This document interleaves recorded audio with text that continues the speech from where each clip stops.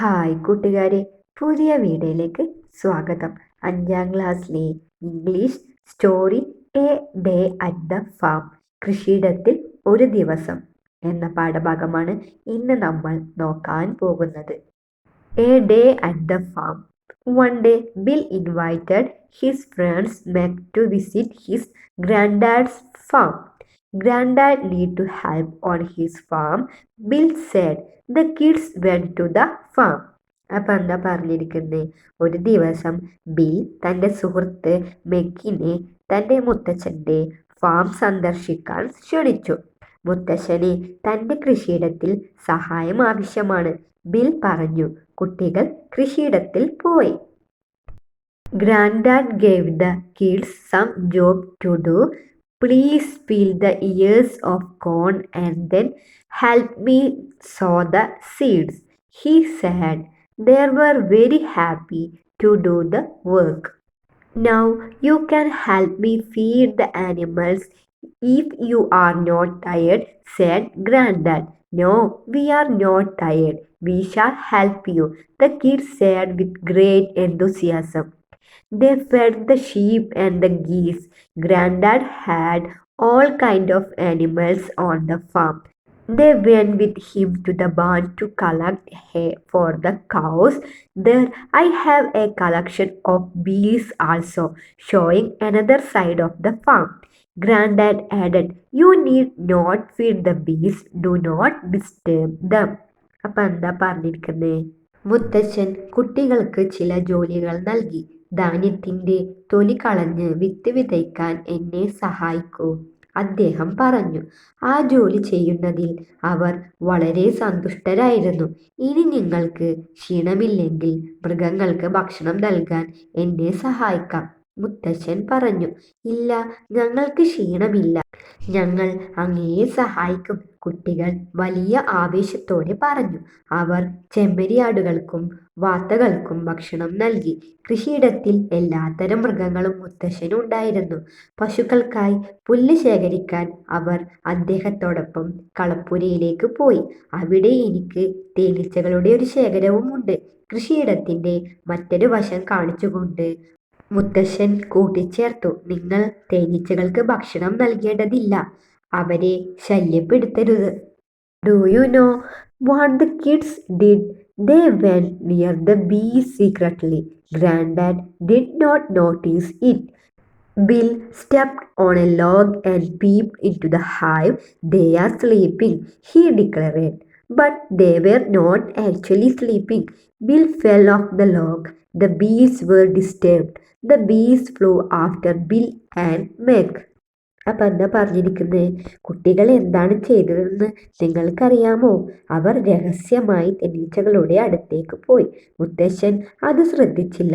Bill ഒരു തടിക്കഷ്ണത്തിൽ കയറി നിന്ന് തേനീച്ചക്കൂട്ടിലേക്ക് ഒളിഞ്ഞു നോക്കി. അവർ ഉറങ്ങുകയാണ്, അവൻ പ്രഖ്യാപിച്ചു. എന്നാൽ അവർ യഥാർത്ഥത്തിൽ ഉറങ്ങുകയായിരുന്നില്ല. ബില്ല് തടിക്കഷ്ണത്തിൽ നിന്ന് താഴേക്ക് വീണു. തേനീച്ചകൾ ഇളകി. തേനീച്ചകൾ ബില്ലിനും മെഗിനും പിന്നാലെ പറന്നു. The kids ran fast. The bees flew faster. They came near the kids. How could they escape? A stream. Jump into it, Bill screamed. They jumped into the stream. കുട്ടികൾ വേഗത്തിൽ ഓടി, അല്ലേ? തേനീച്ചകൾ വേഗത്തിൽ പറന്നു. അവർ കുട്ടികളുടെ അടുത്തെത്തി.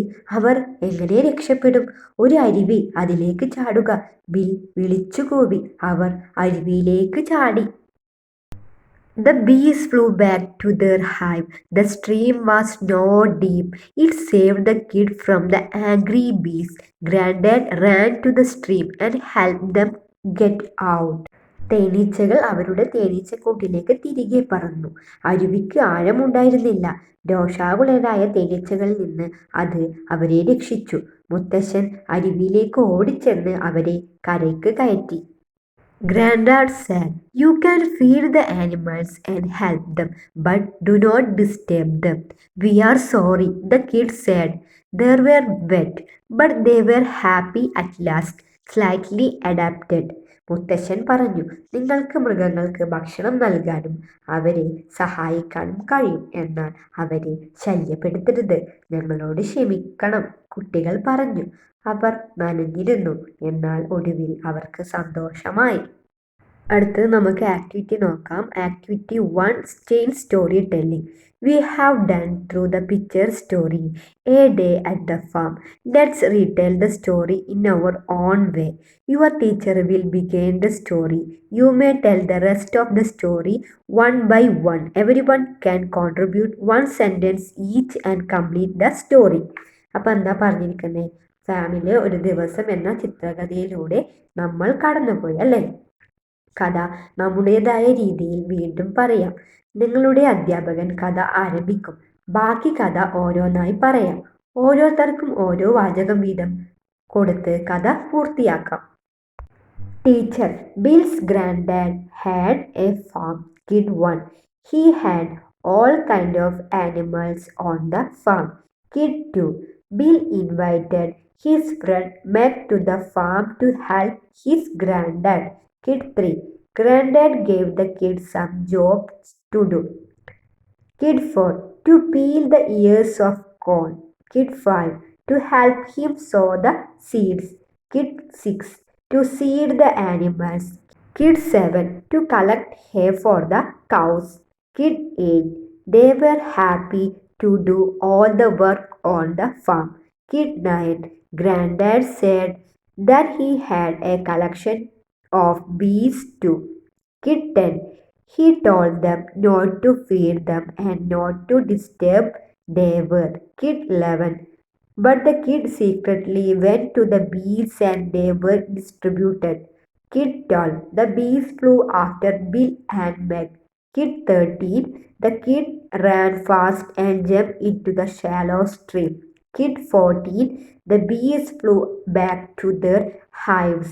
Kid 15: Granddad ran to the stream and helped the kids get out. Kid 16: Granddad told them not to disturb the animals again. Kid 17: They were very sorry. Kid 18: They were wet. Kid 19: But they were happy at last. Next activity 2. Let's enact the story. Your teacher will narrate the story a day at the farm. You may listen to a teacher and act out the events in the story. പ്രവർത്തനം 2. നമുക്ക് കഥ അവതരിപ്പിക്കാം. ഫാമിലെ ഒരു ദിവസം എന്ന കഥ നിങ്ങളുടെ അധ്യാപകൻ വിവരിക്കും. നിങ്ങളുടെ ടീച്ചർ പറയുന്നത് കേൾക്കുകയും കഥയിലെ സംഭവങ്ങൾ അഭിനയിക്കുകയും ചെയ്യാം. ഇതിൻ്റെ ആൻസർ ആക്ടിവിറ്റി 1ൻ്റെ ആൻസർ തന്നെയാണ്. മക്കളത് ചെയ്ത് നോക്കുക. Next activity 3. Read the following passage, edit the words, underline and rewrite the passage. You may use the words given in the brackets. His, there, our. The fishermen often face dangerous situations while they go fishing. They return from the sea with a good catch. They are happy with my simple lives. അപ്പം my എന്നുള്ളിടത്ത് എന്താ വരിക? വിത്ത് their simple lives. They work hard for us and are an essential part of his society. അപ്പം അവിടെ his എന്ന് പറയുന്നത് എന്താ വരിക? our society. There are many stories about fishermen. One of the most famous stories about a fisherman is The Old Man and the Sea. It is the story of an old fisherman and his effort to catch a big fish. His എന്നുള്ളിടത്ത് her എന്ന് വരും. അപ്പോൾ her effort to catch a big fish. Next activity 4. Project Biodiversity Park. Do you have a biodiversity park in your school compound? നിങ്ങളുടെ school കോമ്പൗണ്ടിൽ ഒരു ജൈവ വൈവിധ്യ park ഉണ്ടോ? What kind of plants and trees are there? ഏതുതരം ചെടികളും മരങ്ങളും അവിടെ ഉണ്ട്? Do you know their names? നിങ്ങൾക്ക് അവരുടെ പേര് അറിയാമോ? You may attach name boards to the trees. മരങ്ങളിൽ നെയിം ബോർഡുകൾ ഘടിപ്പിക്കാം. Give a suitable name for your park. നിങ്ങളുടെ പാർക്കിന് അനുയോജ്യമായ പേര് നൽകുക. Fix sign boards and direction in the park whatever required. പാർക്കിലേക്കുള്ള സൈൻ ബോർഡുകളും ദിശകളും ആവശ്യമുള്ളിടത്ത് ഉറപ്പിക്കുക. നെക്സ്റ്റ് നമുക്ക് എൻ്റെ ആൻസർ നോക്കാം. Do you have A biodiversity park in your school compound? Yes, we have a biodiversity park in our school compound. Next, what kind of plants and trees are there? There is a diverse range of plants and trees in the park. Do you know their names? Flowering plants: rose, jasmine, hibiscus, marigold, sunflower, lily. Next, medicinal herbs: aloe vera, neem, ginger, turmeric, brahmi, tulasi, panikurka, peppermint. Aquatic plants: water lily, lotus. Next, others: orchid, cactus, mangosteen, jackfruit, mango tree, coconut tree, etc. Next, give a suitable name for your park. A heaven for nature and learning. Next, signboards and directions. It is worth visiting the heaven for nature and learning. Flurry plants, aquatic plants, don't plug flowers, don't damage trees and plants, medicinal herbs, orchid. A day at the farm എന്ന പാഠഭാഗത്തെ activities എല്ലാം നമ്മൾ ഇന്ന് ചെയ്ത് നോക്കി. ഇന്നത്തെ video ഇഷ്ടപ്പെട്ടാൽ channel subscribe ചെയ്യാനും വീഡിയോക്ക് ലൈക്ക് തരാനും മറക്കല്ലേ കൂട്ടുകാരെ. അപ്പോൾ അടുത്ത വീഡിയോ കാണാം.